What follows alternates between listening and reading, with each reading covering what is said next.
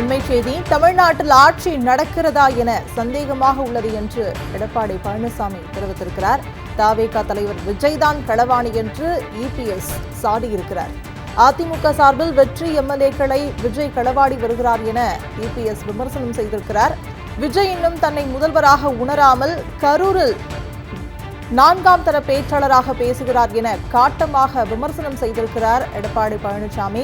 விஜய் அமர்ந்திருக்கும் நாற்காலியில் 2 கால்கள் தான் அவருடையது, மற்ற 2 கால்களை இரவல் எப்போது வேண்டுமானாலும் நாற்காலி விடும் என்று இபிஎஸ் தெரிவித்திருக்கிறார்.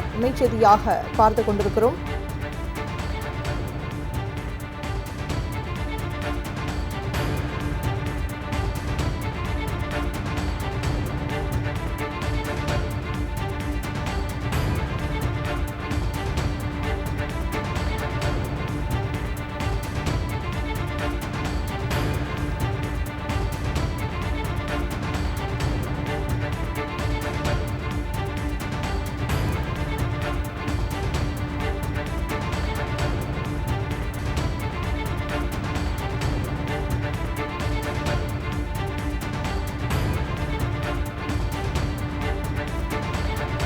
தமிழ்நாட்டில் ஆட்சி நடக்கிறதா என சந்தேகமாக உள்ளது என்று இபிஎஸ் தெரிவித்திருக்கிறார்.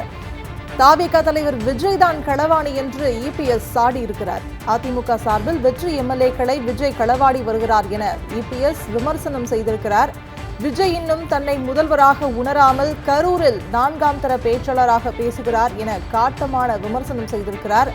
விஜய் அமர்ந்திருக்கும் நாற்காலியில் 2 கால்கள் தான் அவருடையது, மற்ற 2 கால்கள் இரவல் கால்கள் என்று அவர் விமர்சனம் செய்திருக்கிறார். எப்போது வேண்டுமானாலும் நாற்காலி விழும் என்றும் இபிஎஸ் விமர்சனம் செய்திருக்கிறார்.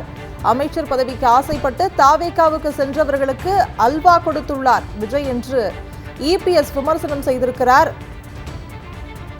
அண்மை செய்தியாக பார்த்துக் கொண்டிருக்கிறோம்.